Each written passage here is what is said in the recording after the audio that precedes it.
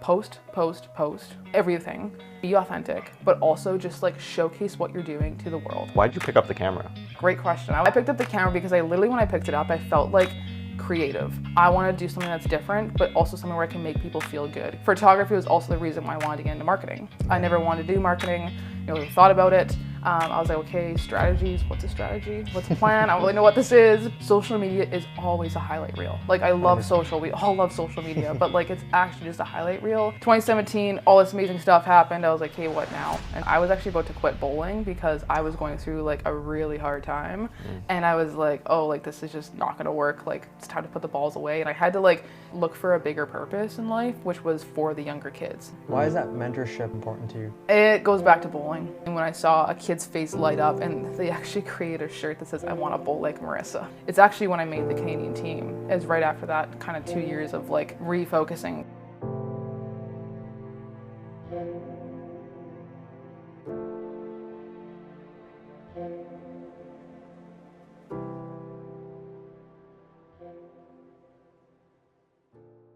Ladies and gentlemen, welcome back to Two Fries Podcast, aka the #1 podcast in Winnipeg, where we document the rise and stardom of Winnipeg's talent and personalities. Today we have Marissa Naylor on the podcast, a jack of all trades. She's a bowler, a mentor, a wife, an entrepreneur, a photographer, and so much more. Today we dive into what it takes to bowl at the world stage for Team Canada, as well as taking a step behind the lens and capturing the most precious moments at weddings. We dive into her journey, how she got here, certain moments, certain career moments, as well as how the two worlds collide. As always, if you gain any value from this episode, make sure to hit that subscribe button, and we'll see you next week. Enjoy the episode. Thank you. Welcome to the studio. Yeah. Thanks for being here. Place to be. I like it.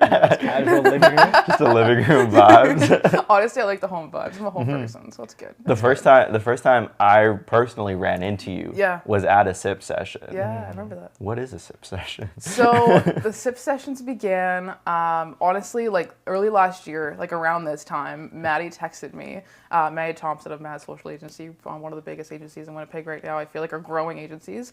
And she came up to me and she was like, hey, this networking event, we should go to it. And it was with Show and Tell. And it was like another amazing agency. And we're like, we're both like, she was more networking than I was. I was like, okay, like I work at Stu Clark as the marketing coordinator. I'm like, we're good. Like, I love my job. I don't need to network, but it's nice to get to know other people. Yeah. So we went to it, and Sip Sessions kind of started because we wanted to create a place of community for anyone. Right. If you're an entrepreneur, podcaster, or like full hustler, like in education, or like teacher, like literally any stream of life, nice. You can come there and feel like you connect with other people across all paths of life. So we go to different cafes, different places every single month.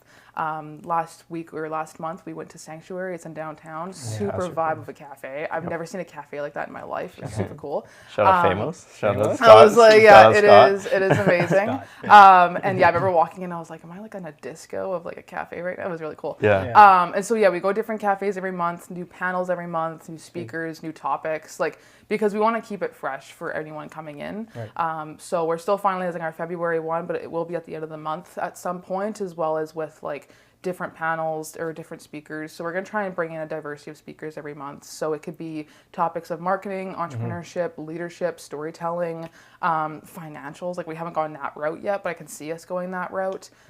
Just about anything and everything, because people want to hear stories that are relatable and not people of like just telling of where they've been and how they've gotten to where they've gone and how it all started. Like if you asked me 10 years ago if I'd be doing this, I'd be like, you're hilarious. I'm like, I'm never talking about this stuff. Let alone like bowling on podcasts. Like again, bowlers, we talk, we have fun, we can bowl really well, but we don't often like speak about it or kind of share our stories about it unless you're in that community. And so bringing that into the business community has been super fun too. But Sip Session is just a fun night where everyone can come, network, have a coffee, have a cocktail, depending on the venue we're at.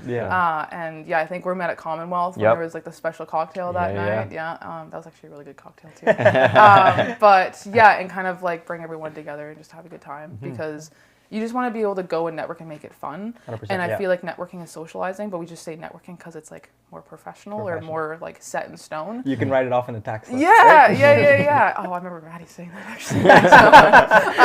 But no, you can literally go in though and just have a good time, because we had actually like 5 ladies I remember coming up to me at our last event. They've never networked or never like done that before in their life, and they were like really nervous. And they came in, and Maddie and I were at the door actually greeting people, because we were like, okay, like this is getting bigger, but like let's be a little bit more personal with people that are coming in. And when people were coming in, we're like, oh, this is our first one, like first sip sessions, but also first networking event ever.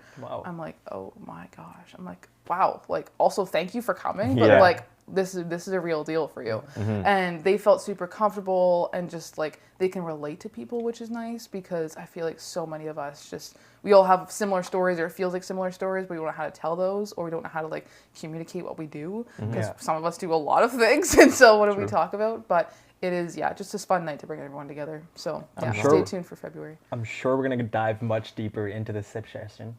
Yeah. But I feel like we got to give some context to how you got here and where you started. First question I'll hit you with is, what are some defining moments from your childhood that define your career path? Childhood for me, honestly, I was a shy kid in high school. I had a few friends, had a very close circle. Didn't really like get out of that close circle because I was the shy kid. I was like, I'm just going to go in, get my courses done, and get out. And so I was a shy kid in like retail marketing class at, I went to school at NBCI, so on Talbot there. Honestly, great school. I would not be the person today if I didn't go to that school, and I give a lot of credit to them now looking back. But I was in a retail marketing class, and I was like, okay, like I want to like build a business, or like maybe think of this idea. And so I started thinking about entrepreneurship, but really didn't think about it until I got into my grade 12 year. And I was like, okay, well, I'm going into university. I need money for coffee. How am I going to buy this coffee if I don't have like a job? And so I was working like those part-time gigs, you know, when we're all in high school. We're like, okay, I'm going to go like deliver flyers or like, you know, do this stuff. And so I actually delivered flyers for a few years to pay my phone bills, which is like literally how, so kind of like hustler began there. And I started my photography business really formally in 2017, but I got started in 2015. So literally 10 years ago this June, which is actually crazy for me to say out loud. I didn't realize it was actually that long until. And so, I started it then, kind of just started with like my sister's wedding. She had a wedding that summer, 2 weddings actually, family weddings. Did a bunch of stuff, kind of just shot for fun. And then I was like, okay, this is pretty cool. People are paying me for this now. Why don't we try this? And so 2017 is when we formally launched. I booked my first like 4 or 5 weddings, which for me is like the biggest deal in 2017. 2017 was also a really big year for my bowling though, because that's when I made my Team Canada for the first time in a youth division. And so it was a very jam-packed year, but I also realized this is the takeoff of something bigger. And so I was in university. I was in the recreation management program at the U of M. So KinRec, shout out to my KinRec peeps. They all, so physical education. We all went to education after that for the most part. I did not. I was like, I'm going into marketing, but a lot of us went to education, then went to Kin or something like that. But after that, I was like, okay, like what's next during this? And so 2015, went into university after high school, traditional route, of course, you go get your degree. And I was on the University of Manitoba golf team. I was the captain there. So, it doesn't have a golf team anymore, fun fact. But it was a really fun time. It really also teaches you a lot about yourself being a university athlete that I think a lot of people can relate to, maybe on this channel too, that like even if you're done athletics after university, you take all of what you've learned into what you do. And so 2017, all this amazing stuff happened. I was like, hey, what now? And so I just propelled the business to basically what it is today. And so, so it's 6 figures as of, this year and even last year, I would say. Don't know financials off the top of my head, but I don't feel like I need to know that. But and really just use it through building authentic relationships with my clients. Like I really found something in the market that people loved, nice photos, candid photos, all that kind of stuff, but like how to build that relationship with people and like feel like their wedding, their brand session, their couple session, family session cares, and that it's just not another session for like a photographer. And so for me, that's what I really wanted to create and what I'm still creating today. Today it's really niche. I work with like 15 clients a year for weddings. We're booked out for the year, which is super fun. We're going to BC actually for a wedding, so that's super cool. And so we're expanding as well because we never really wanted to stay in one spot. My biggest dream was to maybe shoot across Canada, and so we're starting to do that. But it all really started in 2017, and I did it while I was in the school, so similar to Robin. I was like, okay, I want to do this, but what do I do? How do I do this? And so from there, I just worked it alongside bowling, which we'll get into that story of how that relates. But it kind of really built photography with what I was doing. And photography was also the reason why I wanted to get into marketing. I never wanted to do marketing. I really thought about it. I was like, okay, strategies, what's a strategy? What's a plan? I don't really know what this is, but I knew what a strategic plan was because that's what we studied. And so once I finished my golf degree or my golf scholarship, I was like, okay, what do I do now? Right. And so I had 2 extra years, COVID hit, and we were like, okay, the world is shutting down as we know it. What do we do? And so that's when I pivoted into Asper for 2 years, and I took a bunch of marketing courses, and I was like, actually, I really love this. So that is when, in about 2020, I collided like my two worlds together, and I was like, okay, this is what I want to do. So now I give back to entrepreneurs. Yeah, it's Stu Clark Center for Entrepreneurship, really fun center, small team, a small but dynamic team, I always say. And we do a ton of stuff. We just basically help students ignite that mindset that I wish I could like 10 years ago now, because I never really thought about it. But we get students to think about it, like you guys, to be like, okay, like we want to do this, now let's do it.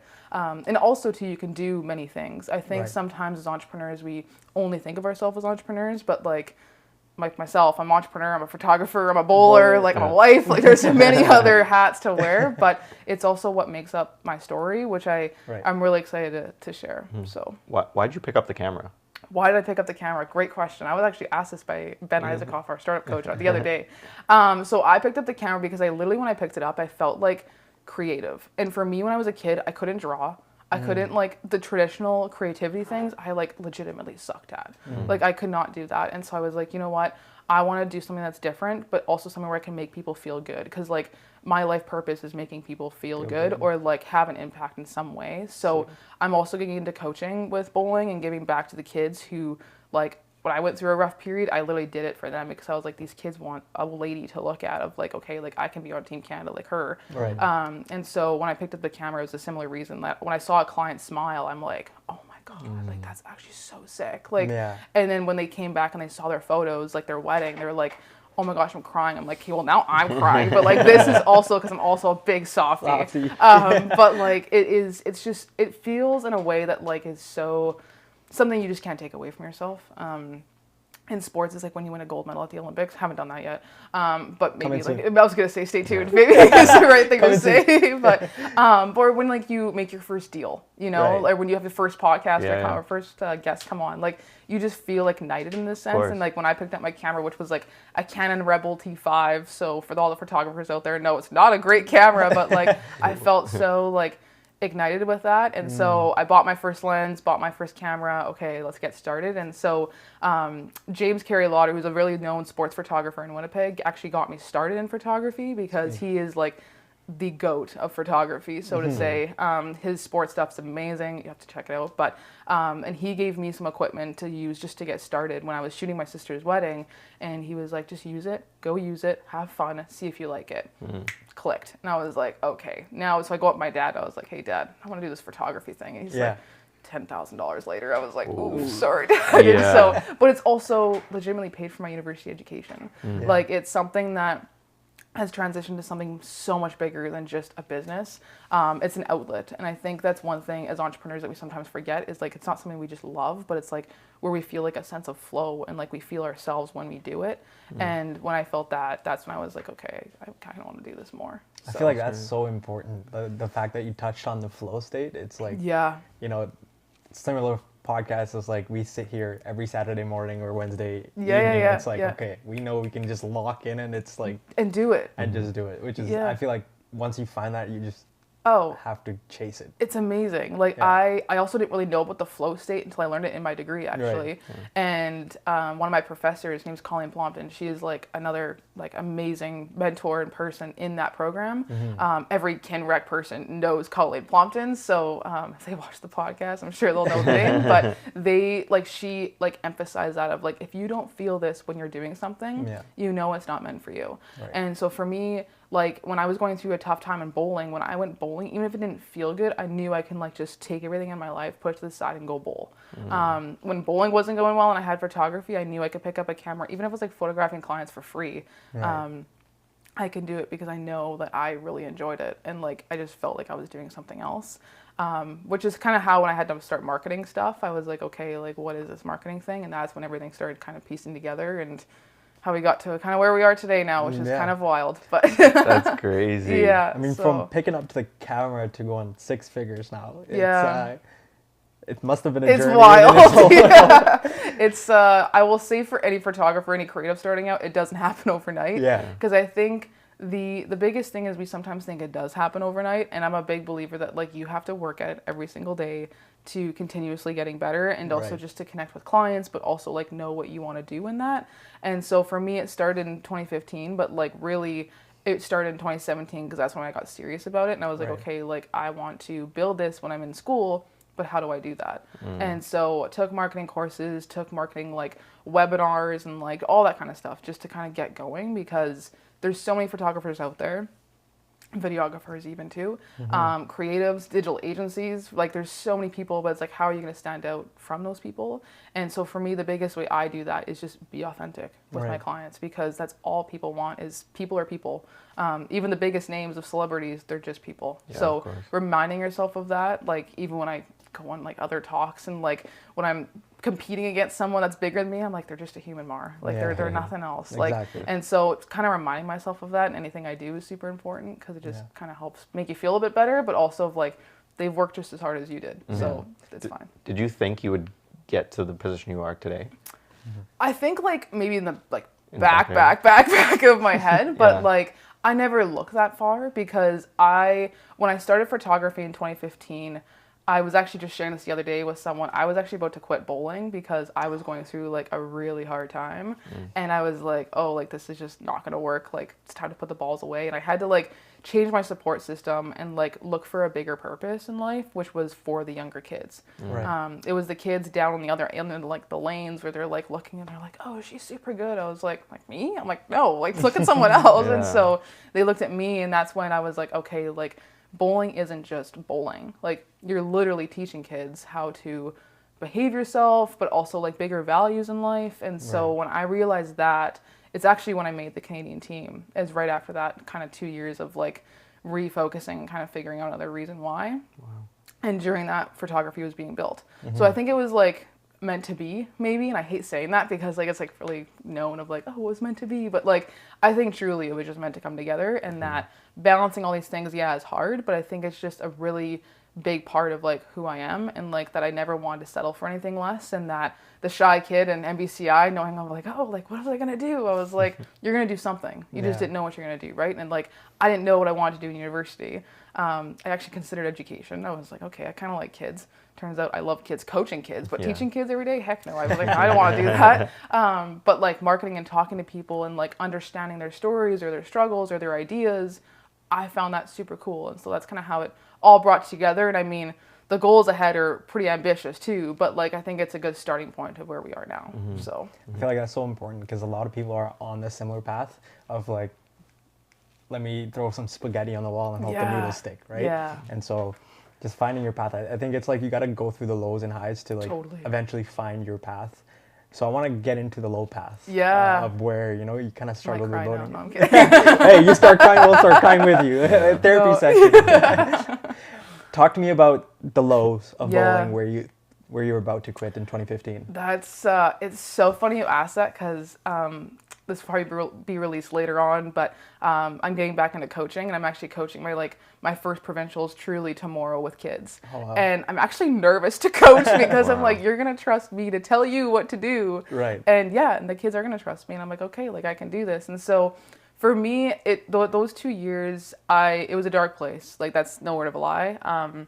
You don't realize your support system and like maybe how it needs to change until you're in a place like that, and you're realizing, okay, like I'm doing all these things right, I'm practicing, but like, am I really practicing the things I need to practice as an athlete? This is, and even in life too. So when in 2015, I graduated high school, went into university, didn't really know I wanted to do university, but I knew I wanted to do something. And so for me, that support system was a little bit of a new coach, a new mentor, or gaining of a new mentor, who's now also a coach on the provincial team, which is pretty cool to see.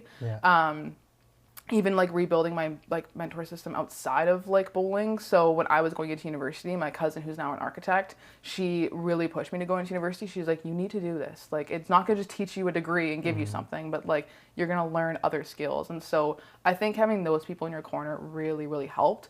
And even if you feel alone, for people who do feel alone like that, like you're not alone. I know we always say it for like, oh, let's talk and all these things. It's like, oh, you're not alone. But like truly, like people are going through this, and social media is always a highlight reel. Like I love 100%. Social. We all love social media, but like it's actually just a highlight reel. I try and show the bits and pieces of it, but you also want to keep it professional, of course. But it's kind of one of my things going forward, actually, is showing more of that realness of like, this is what it's actually like. But the biggest support system those 2 years got me through everything. Readjusting some things, practicing more. And one of the quotes my coach said to me that year in 2015 was, they're not going to give it to you, you have to go earn it. Because I realized that you get in a state as an athlete sometimes where you're just like just maintaining something, and you're like, okay, I'm good, I'm not going to go for the next step, right? And I realized that like I didn't really have a next step, or I didn't know what that was, or if I didn't think I could do it. And then in business, it was something similar. Like in 2017, I was like, okay, I'm doing all this good stuff. How do I get it out there? And so it's like, no one's going to do for it. You have to go do it. And so when I learned that and actually like soak that into my like thick skull sometimes, I was like, okay, like no one's going to do this. And so 2017 hit, made the youth team. And that was like just the starting point of like, I don't want to say like a new me, but because I hate that saying too, but like just a rebirth of what I was trying to do in sport and what I was trying to do in life. Because mentally it was a full shift of like, hey, like negative thoughts, they're just going to keep you in a rut. You can have them, like I'll have them, but let's not stay there. And so for me, it was just kind of keeping that at the back of my head. And like some days we don't want to get out of bed, or we don't want to go to the work day, or like don't want to go to the gym or whatever, or go practice. But like for me, it's like, no, like if you do this, it's actually preparing you for the days and months and years and decades to come. And so in 2022, kind of that was my next step of like going for the adult team of Team Canada. And then that was like, I realized, okay, like all my mental training and like everything that I just did, this is the ultimate moment of that. And when I made the team, that was like check one. And then I actually realized I was going to be in the live stream finals. And my coach was like, hey, like you're actually making like the step ladder. I was like, what? I was like, what are you talking about, Earl? Like I didn't prepare for this. And so he's like, no, just keep doing what you're doing. And so I almost won the whole thing at my first adult tryout. And so that was the next moment where I was like, okay. And that was like, what, 2025? So like 4 years ago. It still feels like yesterday. Like I have, again, all these like young girls and like even my teammates asking me sometimes of like, hey, like, how did you do this? I was like, you're doing it. Like everyone's doing it. Like you just have to keep doing it, a lot of it. And so when I did that, I was like, okay, light bulb went off of like, cuckoo, of like, okay, we're doing the right things now. And so I just kept doing what I was doing. And so fast forward now, 3 years later, and we've gone to Worlds a few times, and PAPCons, or Pan Am Championships is what we call it in bowling. And this year we're going to look to go to Hong Kong. We have to go through selections and all that good stuff. But I mean, you're just going to keep your head down and keep going at it and see if you get picked. So we'll see. That's insane. Yeah. The whole world of bowling is so foreign to me. It's like, to many people. It's to many people. It is like, again, it's not like, I kind of think of like bobsledding. Like I didn't hear bobsledding until I watched the Olympics, right? Exactly. Like John Montgomery, like he's from Manitoba. We didn't know any of him, right? And so it's like his stories, maybe not something similar, but like we didn't know that sport until it was in the Olympics. Personally anyways. And so when I saw that, I was like, oh, like no one knows bowling. But like for me, it's how bowling relates to entrepreneurship and how it relates to your whole career and your life. Because like sport teaches you a ton that you can relate to that. That many people, I don't think, that are not maybe in sport, even watch sport, like watch the Winnipeg Jets, for example. You see those players don't go through hard struggles, but they're going through it, I'm sure. But they don't share it. And so just knowing that other people are going through it is critical to know too. So when you're bowling, are you like, oh, I'm getting a strike every time? Oh gosh, no. Bowling is so technical, and so like there's so many aspects of that. It's like hockey, right? Like you're not just skating down the rink and gonna hit the puck, right? Like there's so many aspects to that. I won't get into all the details because it is so technical. Let's get into it. Okay. What's it like being a professional bowler? Like, what's the world like? Oh man, that's a deep question. No, it's super fun. Like competing against the best in the world, it is the real deal.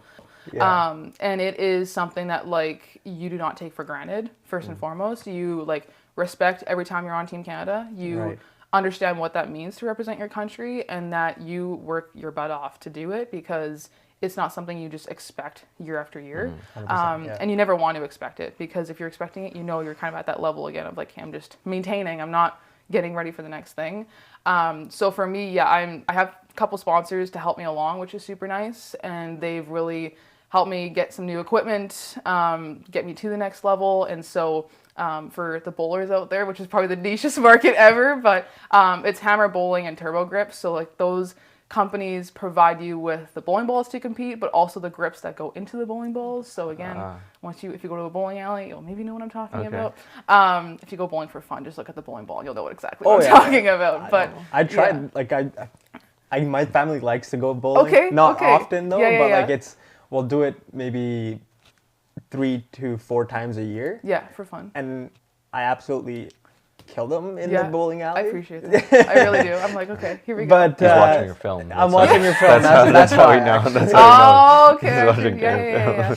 Honestly, it's like there's YouTubers out there doing this now. And like one of my good friends, her name's Sarah Clausen, she's a full-blown YouTuber. And like her YouTube is like hilarious, but it's also really real of what she's doing and what she's feeling. And so she was on Team Canada. We were teammates for a couple years, and like she is a really good person too of like what it actually feels like to be a bowler. And like that's one of my fun things maybe to do if I have time is like become a YouTuber. That would be super sick.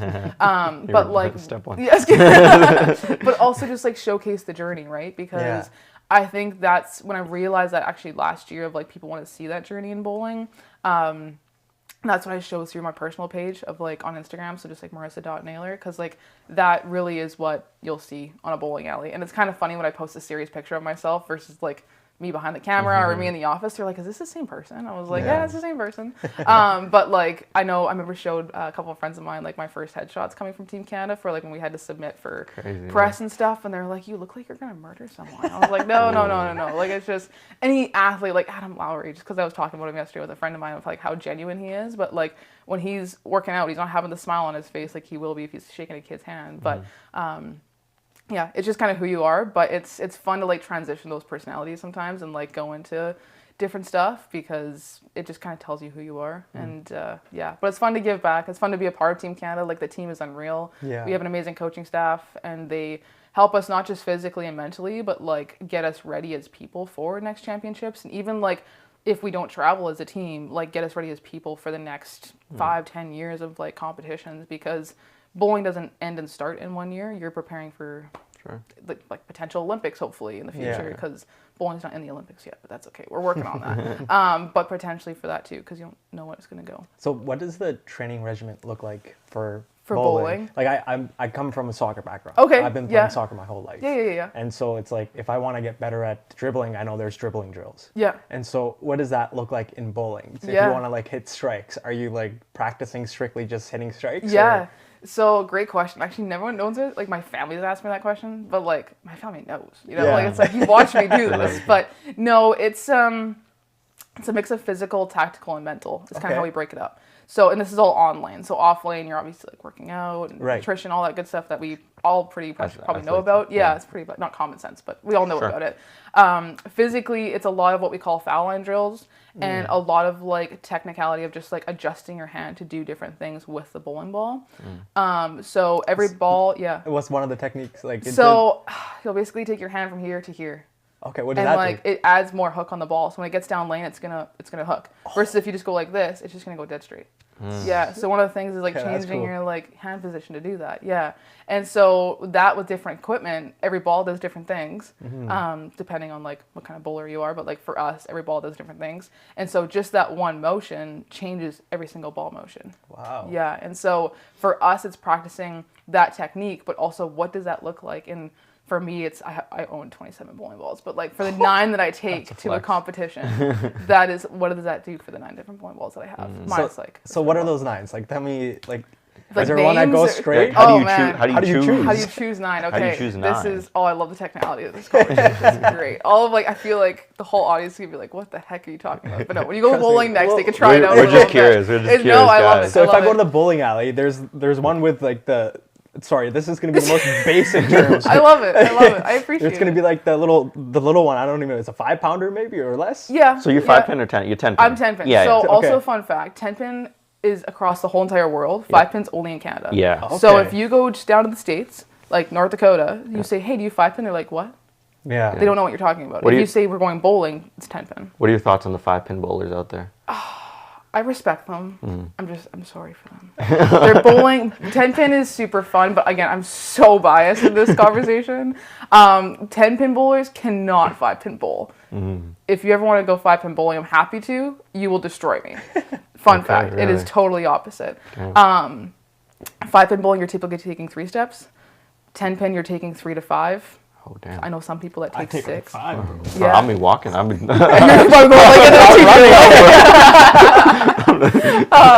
yeah, it's actually funny. I've been doing it wrong my whole life. What? Wow. For a wedding last year, we took our wedding party bowling because we were like, okay, well, we have to. So we went to, we did like a wedding party day, and we had like bowling, and then we went to Speed World and did all these things. And my brother-in-law, he's like, I'm going to wreck you in bowling. I'm like, okay, Ryan, do what you're going to do. Go for it. Sure, brother. And then, sure enough, one of my bridesmaids is also was on Team Canada. Her name's Tiffany. She came in for my wedding because she was in the bridal party, and we were both like bowling normal. Ryan looks over, he's like, oh my God, like there's actually no way I'm beating that. And I was like, oh my goodness, this is funny when people look over. So he has like a full-on beer in his hand. He's trying to do it. And I was like, no, let's just not bowling, my friend. It's kind of funny when people like try and test you to like do it or like have a competition. Like Maddie and I have never bowled together, but I want to take Maddie bowling.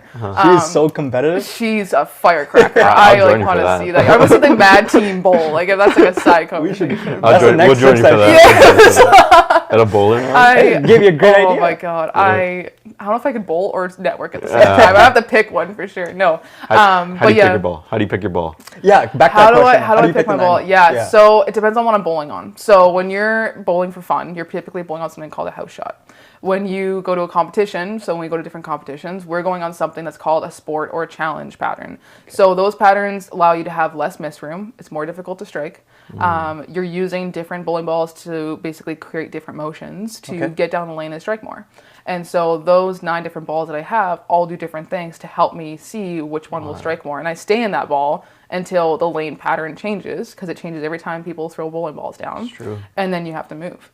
And so in like a 6-game block, I don't ball change that much because of like my style, but my friends will ball change like 3, 4, 5 times. Right. I'll ball change like 2 or 3 times, depending on what we're bowling on. But it's so different because every center we bowl on is different. Every pattern is different. Where you're bowling is different. Like when we went to Kuwait a couple of years ago, their center was totally different than what we're bowling on, of course. And so you have to bring 9 balls because you don't know what you're going to be bowling on. Like you know the pattern, but it's going to play totally different than here. So it's kind of like just like an arena feeling different for hockey maybe, or just different like atmospheres that you're competing in. That plays like such a big part. So when we were in Kuwait actually in 2023, when we medaled in trios, we were bowling in like pretty much a bowling stadium. So like Canada Life Center, but like for bowling. So like, damn. Yeah, I can actually send you guys pictures if you want. It's super so sick. But it's like, I think it was like 70 lanes, and it's like huge, and there's a full-on grandstands behind you. Wow. Yeah, and if you guys ever if there's anyone going to Nevada or Las Vegas or Reno has the National Bowling Stadium, which literally has a bowling museum in it and like a full-blown, we were there last year, and I like went in and I was like, what the hell? This thing is insane. So for us bowlers, when we go there, it's like, this is the pinnacle. Yeah, it's like the Taj Mahal. It's actually, when I was in the Free Press, that's what they said. It's like the Taj Mahal of bowling. I was like, yeah, it kind of is, I guess.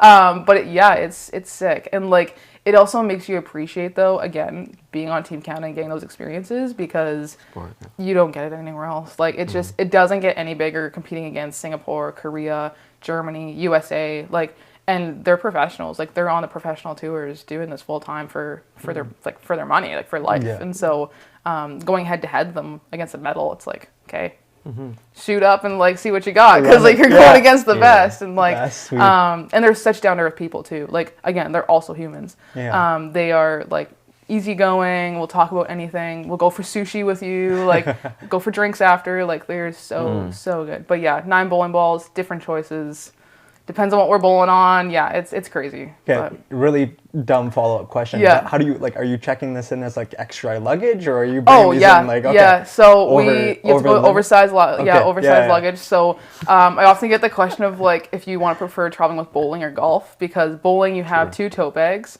Right. You're carry-on typically, unless, like, some of my teammates bring a lot of clothes, so they check another bag, and I'm like, no, I don't want to lose my luggage. And then my backpack. So I have to fit sometimes 2 weeks of clothes and, like, uniform and all this kind of stuff in a carry-on with 2 bowling ball bags and a backpack. Wow. Yeah, so talk about, like, strategic packing. That's, like, one of my teammates, Felicia Wong, she's, like, a pro at it. And I'm like, girl, how do you do this? So I was like, oh, and she goes, like, on tour and bowls, like, for months. Yeah.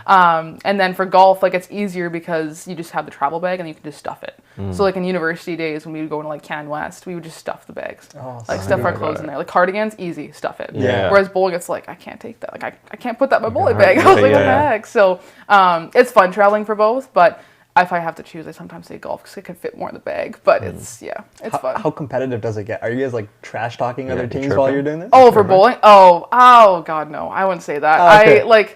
We would fun do it, like, at, like, dinner or something. Yeah. But it's like, have you guys ever seen Breakpoint, the Netflix show, like the tennis show, or Full Swing? I've heard of it. Yeah, okay. So, like, they joke about it outside of, like, in the locker rooms and stuff. We would never do it on the lanes. But, like, on the guys' side, they will, like, they won't, like, get in each other's faces, like, obviously, like, fist fight. No. Like, bowling's classy that way, but, like, it's also that I'll walk a shot in front of you. Like, boys will do that.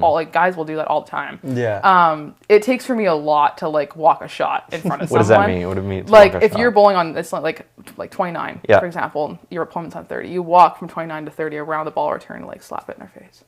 Ooh. Yeah, and that happens. Yeah, there's emotions like that. They get a little high. It's all good. Do you have a story, like, of your bowling career that, like, stands out? Oh, like a one time? Yeah, a moment that's, like, either it was, like, high pressure situation or like. So I would say the biggest one is when I medaled in trios in Kuwait 2023. That was super sick. That was like my first international medal ever, and like medaling at international levels, like medaling at the Olympics, right? Like, you don't do it often. You do it like hopefully a couple times, but it's a one time in a lifetime thing. So walk me through that story. That was like what we call a Baker format. So everyone throws a shot every other frame. And we were in a tie, and my teammate at the time, Jennifer Bassana, had to throw the tie-breaking shot to get us into the medal round. Okay. And so I still get goosebumps even talking about this. My teammate and I, Samantha Howe and myself, are waiting because we're like, we can't throw it. She has to throw it. And so I'm like, in my head, I'm just like, just hit the target. Like, just do what you do. Everything will be fine. And we were against Germany for this. And I look over and I'm just like, and Germany's like really good. Like, they get prestige, right? And so she strikes and we get it, and I've never seen her show that much emotion. And then she just full on fist pumped, and I was like, oh my gosh, like, this is crazy. So then we go, and we had lost against Denmark in that, but we both get bronze just because of how the format works. And so, but just like the nerve wracking of doing that, to know that you're guaranteed a medal, but you have a chance for gold is critical, and it's just so fun. Like, again, talk about like why you do what you do, but also like it is the most nerve wracking thing you'll ever like experience of like any sort of caliber of athletics. Like, another like memorable moment, like solely on my own, is at the 2023 team trials. We were in Laurentian in Montreal, and I was leading the team trials the whole week. And I was in like my last shot to potentially close it out and like win the team trials against my now teammate Miranda Panis. And I didn't throw the greatest shot, but like talk about enjoying like pressures of privilege, because like you have to, it's either one and done or you're playing a whole new game. And so I didn't end up closing it out, but like it was just more of like, that was one of the biggest moments of like your entire career right there. Wow. And so, but I think there'll be many, many more. Like last year we were in Reno, had a good chance at a team medal, didn't get there, but like our team is really solid every year going forward, especially with like the coaching staff that we have now and just everything coming together. And so, I think there's a lot more to come. I think it's just a starting point, but like, it's fun to showcase the journey now, because I think people actually like, when people are following me on social media, they see it and they're like, this is like actually like a real deal. Like, I had someone text me, they went to Chateau to bowl for fun. They're like, I took it really seriously because of you. Yeah. I was like, thanks, but like, oh my gosh, like this is so sick. And so it's kind of fun, like just seeing how people change their minds with it. Because it's a professional sport. It's on TV. It's on Fox. Like people will watch it every Sunday. Yeah. But like it's not really known in Canada. It's more known across the country and across the world. So in Korea and Singapore, it's a full-on like professional. Like that's your life. Wow. Yeah. Do you develop like a touch? Like I coach basketball. Yeah. I play basketball as well. Yeah. Like if you know how to shoot a 3, you yeah, kind of like get the rhythm of it. Yeah. Like so if you walk up to a bowling alley, like do you have the touch of like I know what it takes to like go? Yeah, like 100%. Like you can feel it, like when you lock your span. So when like your full hand is in the ball and like you cannot get your hand out until you release the ball. If your span's locked, that's like the ultimate like feel of like your hand is in, you're good to go. And like it's kind of funny because in house balls you won't feel that. Like if you go bowling with your friends, you won't feel that. But like if you ever get into bowling and like you want to get your own ball and you feel that, it is like it's kind of like when you're at the line throwing a 3-throw and you're like, okay, I have to do this now. Like I'm gonna do it, and you're ready and you do it. And it's like I just think of Kobe. I'm a big Kobe fan. I'm just like, oh man, like, that just feels so good. I was like, So for me, it's like when I strike when I needed it, or if I do walk a shot in front of someone and get a little antsy and get excited, then I'm like, okay, I could throw this at my opponent for a little bit. Because you do it in practice so many times, but when it matters, that's a different level of. It's actually fun though, because here in Winnipeg we have like a variety of tournaments, but there are a lot of mixed tournaments. So like I'm going against the guys, and like the guys are like they're tall, they're like just like any other sport, they have a lot of power. And so for me it's like, how do you beat that? And so for me it's just accuracy and trying to like hone what I do even more and keep doing that. And so it's funny when you beat some of the top guys and it's like, haha, I did that. I was like, let's go. And so I remember being one of my good friends a couple of years ago, and he's like, I was kind of shocked. I was like, I wasn't. I was like, I just wanted to beat you. I was like, what the heck? And so it's kind of like in one way with entrepreneurship of like when you close the biggest deal of like your career and you're like, holy crap. It just happened. And it's like, I remember my first deal coming in with photography and I was like, you're gonna trust me with that? I was like, dang. And so like at my dream venue at the time. And so, it's a surreal though when you like put your hand on the ball and you're like, okay, you're ready to go. So what Flintstones bowling? Don't watch Flintstones. You can watch Flintstones, but it's not the real deal. If you like have Fox or anything, tune into like a Sunday tournament. I'll post it on my Instagram channel so you guys can see it. But it's a real, it's super fun. Are you a big Wii bowler? I was. I don't have the Wii anymore. Same. Like in COVID. Oh man. That's how you practice? Yeah. Oh god. Actually, bowling like shut down, then opened again, then shut down, then opened again. And I was like, man, just stay open. So like, stay open. But of course, we couldn't do that at the time. When you get the 100-pin bowling on the Wii, that's honestly, so fun. It's funny you say that because I Wii bowled and then I went to like provincials for youth like that couple months later, and I had like Wii bowling stuck in my head. I was like, how if this was Wii bowling? I could jump if I dropped the ball or something, you know? It's like, oh dang. But it was super sick though. But, that's amazing. Yeah, a lot of my friends will like come over and we'll like go on our old Nintendo because we love like, the old like vintage one because we're like the old stuff. Like, right. And we'll play like Mario Kart, and I'm like, man, I wish like bowling was on the Nintendo. That'd be so sick. That's sick. Yeah. So let's transition this conversation from bowling into business. Talk about how your sport background that allows you to accelerate in the business world. Yeah. I think the biggest thing is taking the mindset you have in sports and taking it into business, really. For me, for photography, it was no one's going to earn it for you. You have to go do it. Now go do it. So make the connections, but like do the work, do the research, do everything, get the equipment for photography's sake. For marketing, it's still the same today. Like actively going out there, making connections, telling stories, but like building something that is bigger than just yourself. And also just having fun with it. Like, I think that's the biggest thing I learned in bowling is I was actually taking it almost too seriously. And it's like, man, like just have some fun with it. Yeah. So like with SIP sessions, we can have some fun with it now, which is fun because like we all do, like I do a 9 to 5. We all work like outside of that, I'm sure. And so it's kind of like, okay, we can go to that event and have some fun with it. So with photography, it's like, I won't say the grind, but it's a grind. And just what ways can I get better with what I'm doing? And so that's really what I was focused on is like, okay, like next step. Okay, got this wedding, now next wedding. Okay, like how do I book up for the whole year? And so it was actually funny because last year, about September, October, I got my last booking for this year. And I was like, okay, like I think we're closed out. So I look at my husband, I was like, I think I'm done. He's like, no. I was like, yeah. He's like, holy shit. I was like, I know. And so it's kind of like wild to feel that too, because I've never booked out a year ahead. And so like I've been super close and just kind of picked up last gigs, of course, but I was like, okay, like we're done. Like, so now I'm actually transitioning into like giving back to photographers and like doing brand photography and telling brand stories. So because I think the biggest thing is we forget that our brand story of like personal brands or like coaching or consulting or like anything of a product or service, you need photos to tell that story. We can use our phones, absolutely, but like you need professional photos on like your website or like social media or like just anything that you're doing. And so I think having that and transitioning to that's been super fun. I'm really excited to give back to photographers and like create that experience for them, because it's just, I wish I had that resource when I started, because I didn't know how to market anything. And for photographers starting out, and there's a ton of creatives now, it's like, hey, what do I do to actually do this properly? But how do I get sales that I actually want? Like, how do I get clients that I actually want? And so for me, it's building that experience through guides that I have, or just experiences like mentoring photographers of like, hey, what questions do you have? We want to answer them. Because I think sometimes we don't have mentors. We don't know who to go to. We look on Instagram for hours and hours and hours, or we go on Pinterest. Like for me, Pinterest was actually pretty big when I started my business. I was like, hey, Pinterest was blowing up.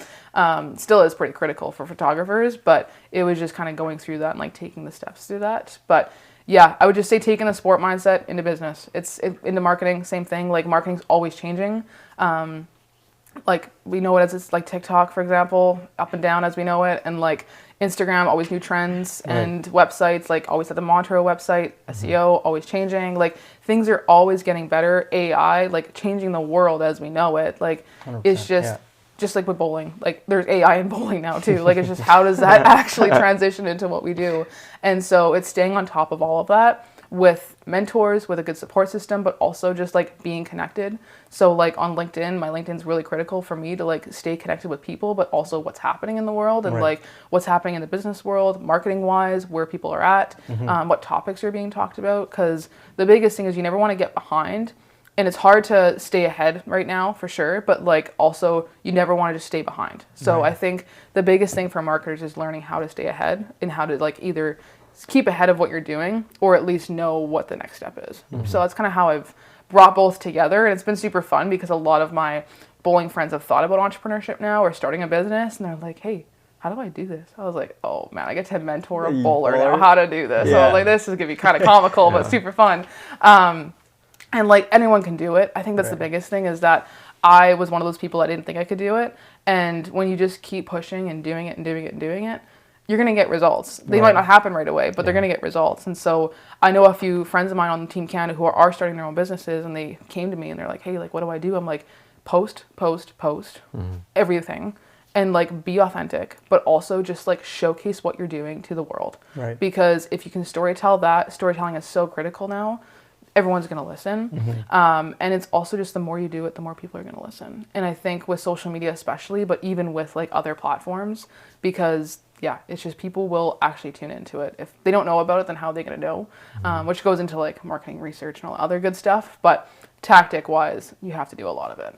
So I have a question, which is, I mean, as an entrepreneur, you're always like trying to scale or chase the next thing. So I was really curious when you said you booked out your year. How do you define like that? Because, you know, as a photographer, you always want to chase that like next client, or you want to do more, like what's get next? One more, like what's next, right? And so like being able to book out, like that takes a lot of like self-discipline just to know that like, hey, this is enough for me and I don't want more, right? And so how did you determine that number where you're like, okay, this is enough? Through a lot of trial and error, that's for sure. There was summers like 3 years ago that I had like 25 weddings on top of working full time, and I was like, my now husband and I are like, we were just starting dating, and I realized that like trials and tribulations, but of like, okay, I have to balance all this. I want to give him my time. We need time together, but like my clients are waiting. And so it's really just finding the balance of that. And for me, a couple years later, like last summer, I realized, okay, like that was my first summer that I had a wedding season where I was like, okay, this is manageable. I love every client that I'm doing with. I love every client always, but like that really felt like I can give them everything I can versus like just, 4 years ago, I felt like I was kind of chasing it. Also with COVID too, we had a lot of like like backlog. So like with weddings you couldn't do unless you had like stand 6 feet apart and all this kind of stuff. So like a lot of my weddings went to 2021, 2022. And so it's kind of like trying to adjust that of like, okay, what did that year look like and what does it look like now? And so for me now, it's just knowing that like, I know I can't do this, but I know this is manageable. And so I go with what's manageable until it tells me different, I'll change it. But, which is also why I'm getting into like more sessions and like coaching and like, I would say more consulting and giving back to photographers, because it's just an area that really isn't seen in Winnipeg. And a lot of us, I feel like sometimes want to not hold on to what we know, but we want to just book. And it's like, no, like there's a lot of creatives that can use some help. And so, or just want to know more. And so that's how we can do that. And it's not even just photography, but like any type of creative, of how to get your work out there. Cause people just, they want to share their stuff, but they just don't know how to do it. And so that's kind of the gap I saw when I was like, okay, I'm booked out, now what? Cause that's naturally how all of our brains work. I feel like in entrepreneurship is like, okay, now what do we do? And that's when I was like, okay, let's transition into this. And so, we're just starting out in it, but definitely like cultivating that experience a little bit of like, hey, what do photographers need to get their work out? But what also happened to me 6 years ago, and what can I bring to the table for this? Because that's kind of what I want to draw on to. Why is that mentorship and like giving back so important to you? It goes back to bowling. It really does. Like for me, in 2015, when I saw a kid's face light up, and they actually created a shirt that says, I want to bowl like Marissa, which is really cute. But when I saw that, I looked at my coach at the time and I was like, or actually now I'm more of a mentor, but I was like, this is like sick, but like not sick in the sense of like, oh, I just made a deal. No, like someone actually wants to replicate what I'm doing. And how many people can do that? Like how many people want to do that? You know, it's like, there's people want to like go after Kobe or like, you know, again, Adam Lowry, like all these big name ticket players, but it's like someone wants to bowl like me. Like that's crazy. And so seeing that just in bowling and seeing the gap in photography, and even photographers coming up to me and like, hey, how'd you do this? It's like, I want to share that because people want to know that information, but it's also just a part of like who I am, of like people want to know what they're doing, but how did I struggle and how could people not struggle like I did? Or how can I just share my journey with them? And so that's kind of just how I want to do that. And it's really like just my life purpose of like giving back to what I'm doing. And it's not even for the money. Like I know a lot of us are like, again, next deal, next money, whatever it is, but it's like, I just want to give back to people. So we're building that out as we go right now, of like what those systems look like and processes and also just experiences and offerings. But I'm actually like almost done the brainstorming of it. So I'm really excited to launch it in like a couple weeks actually. So it's, it's going to be exciting because I've been thinking about it for probably like 2 years. And I remember telling my husband the other day, I was like, hey, I'm doing this. He's like, Finally. I was like, what are you waiting for? And so it's even funnier too, because I had a youth bowler come up to me who wants to get into photography, sport photography, broadcasting, all that good stuff. And he's like, what do I do? I was like, shoot everything now. And he's also in university. And I was like, this is like your trial and error life. Like I read a quote the other day that says, if you're in your 20s, this is the time to like screw up because this is how you learn, right? And I think a lot of us are worried about screwing up because we want the perfect thing. And it's like, you're not going to have the perfect thing ever. Just keep building what you're building. So giving back to people, I was like, this also just makes me feel really like wholesome in a way of like, hey, like people learned what I didn't know and they can be better photographers. And it's not so much of like I lose business because we're in totally different niches and we're totally doing different things, but it's like now they can do what I didn't know and what I wanted to do because there's so much to learn. It's crazy. It's actually wild. How's your mindset of business changed like over the years?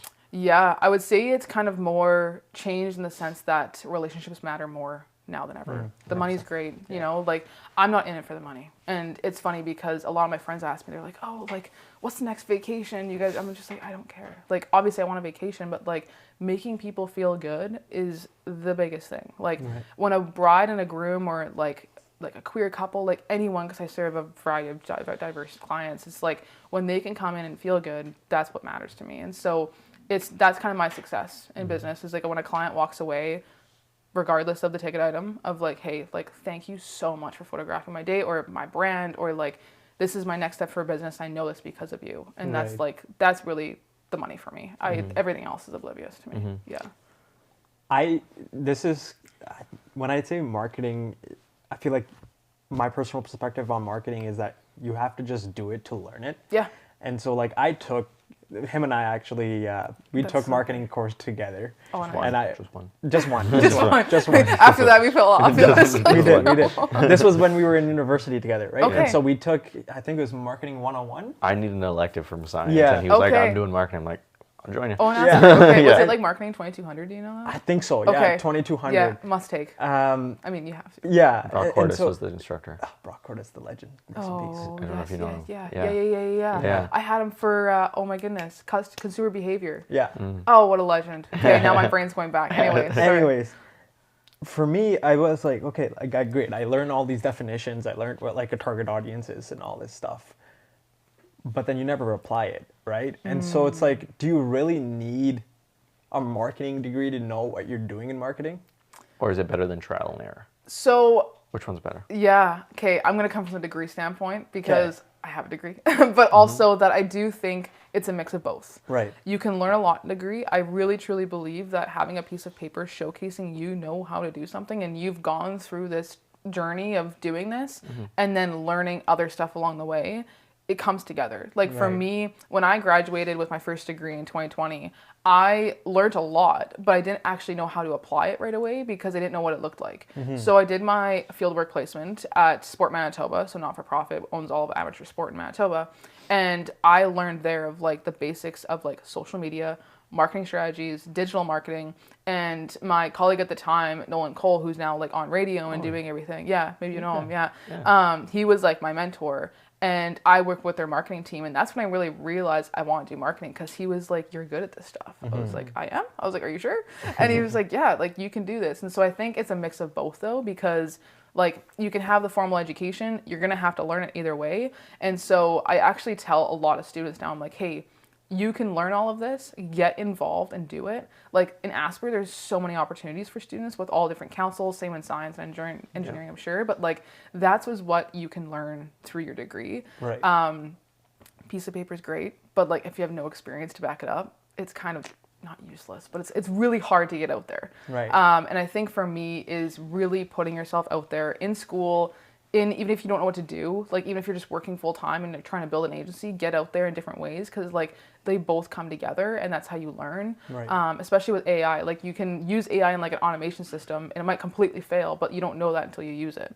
And so, I mean, I learned that the other day. I was like, this is so wrong, Marissa. Like you have to redo this, but like it also teaches you like this is what I did wrong and this is what I know how to change. Right. And you also can learn through like networks of people, right? Like there's so many AI professionals and like strategists out there now that can help you through that stuff. And so it's like, okay, if I don't know something, I know where to go. Right. And so I think the collaboration of the two is important.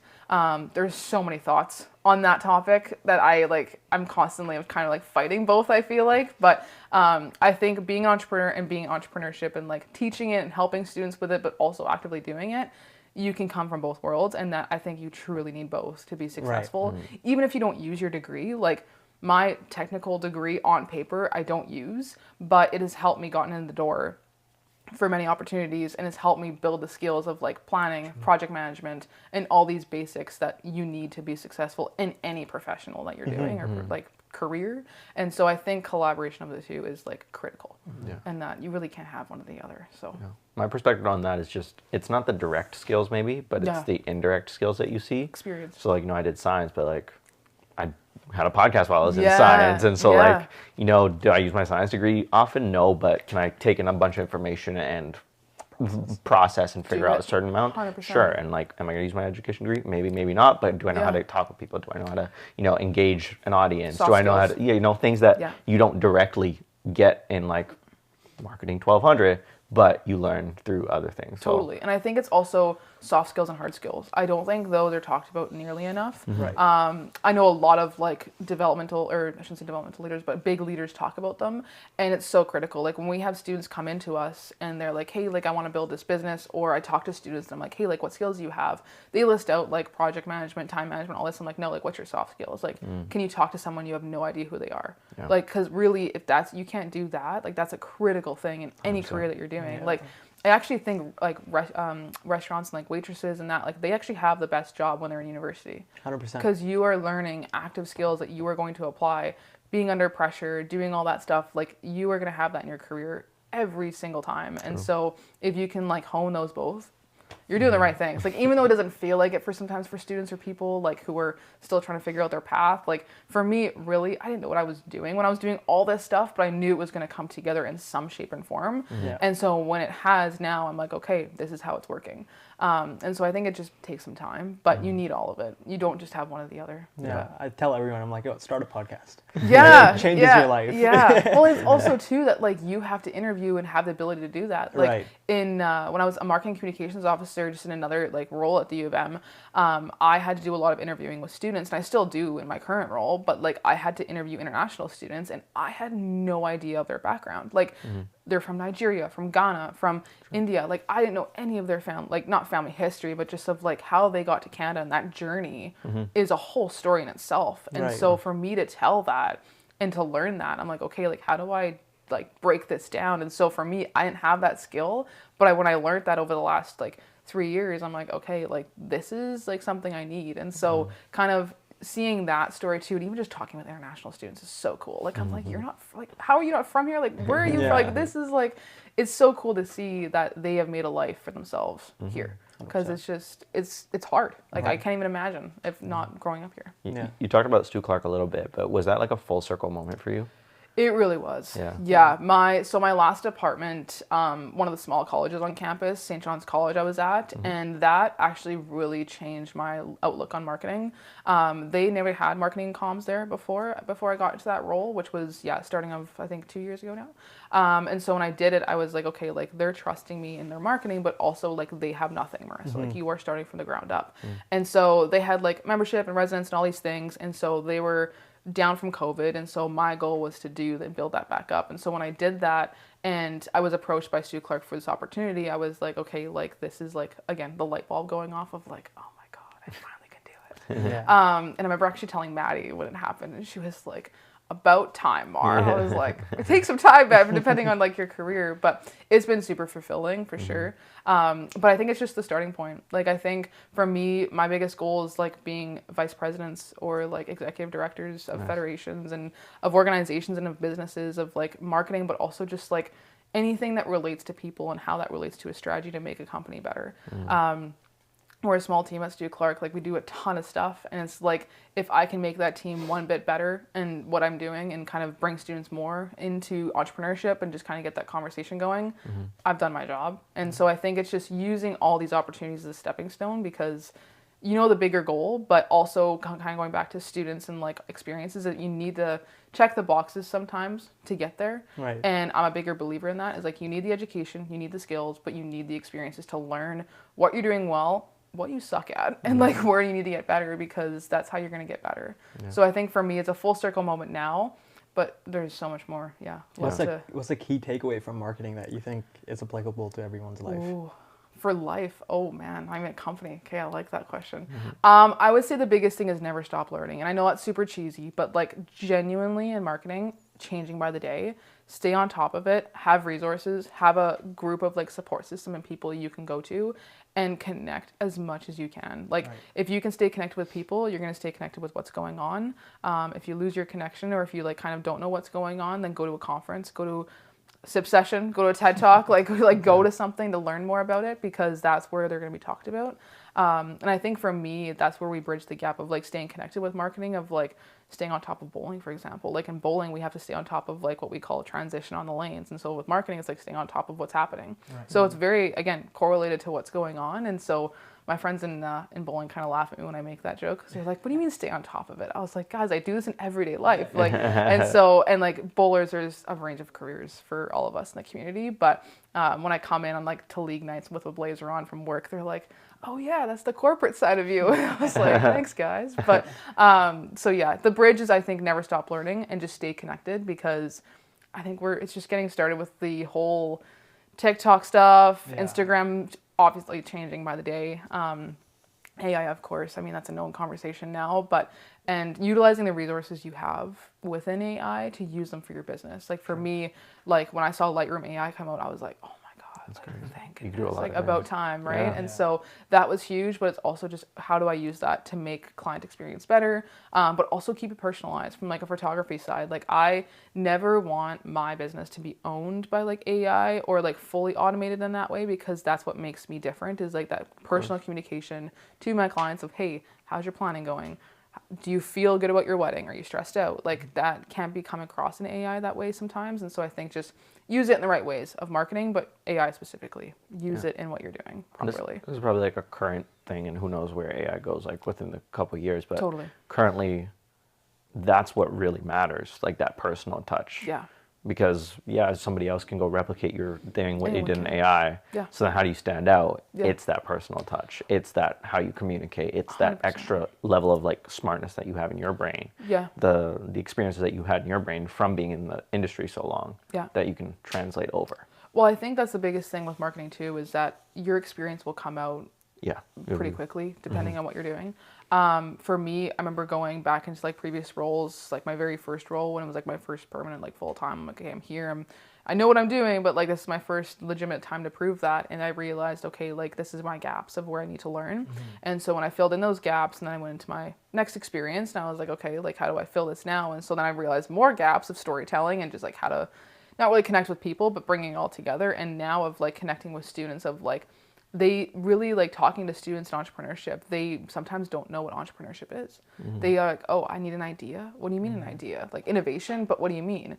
And for science students, they're like, how can I innovate in science? I'm like, oh man, like you're at like the heart and like the heart of it right now. And so and so I think it's kind of cool seeing that gap of that, because it kind of brings it all together. But it's just getting started. So when people are like, oh, like what's next? I was like, just getting started, man.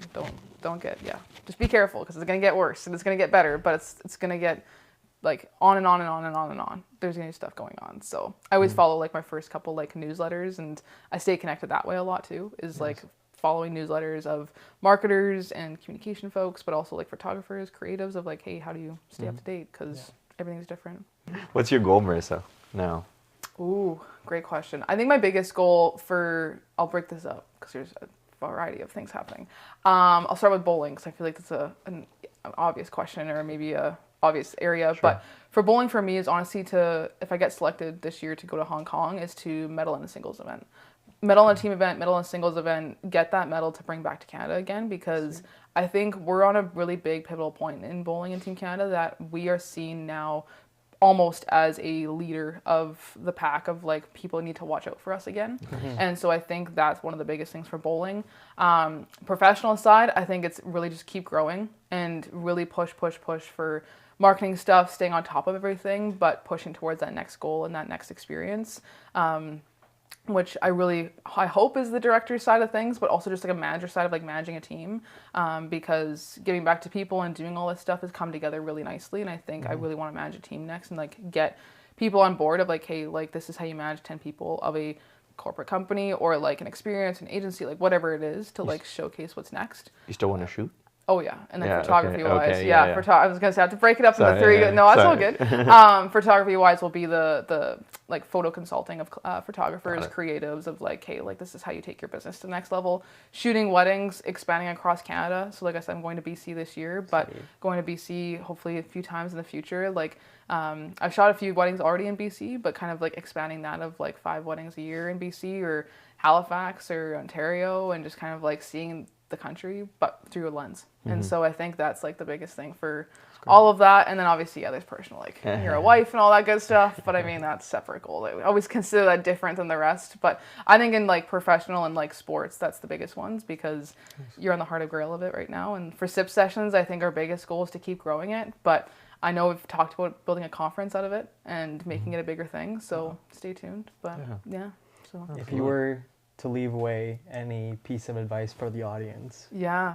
Which one do you want? Do you want the sports advice or the entrepreneurship side? Why don't we say advice on how to find your purpose in life? Yeah, I think the biggest thing is talk to everyone in your circle. Get them to tell you what they think about you, but like how you come across. Right. And then begin to work on yourself of like, hey, how do I be better as a person, as personally, as like a wife, as an athlete, as a professional, as a photographer and then as a friend, like all these areas, how does that one conversation or when I'm talking to people reflect me and how do I want to improve that going forward? Because I think the more you can work on yourself and understand that, it's easier to stay on top of marketing trends because it builds a discipline. It builds a goal. And so I think for me, goal setting is huge. Set goals. You can be ambitious, but don't forget to set a plan with that. I think that's another take is like set a plan, be like confident in the plan, but also don't realize that it's like maybe too ambitious because if it's not big enough, it's not going to scare you. It's kind of the quote that goes, right? So for me, when I set out in 2015 that I want to make Team Canada, I was like, oh, that's so big. And now I'm like, okay, now what? So I think it's like kind of just always resetting goals and never stop dreaming. I know that sounds really cheesy, but truly it is the biggest thing that like you never know what's next. So the job's not finished. No, I mean, stay tuned for Hong Kong if we go. So we'll see. But yeah. All right, Marissa, thank you so much for joining us. Thank you, guys. It's been a pleasure. Yeah. If you haven't already, check her out. And until next time, peace. Peace.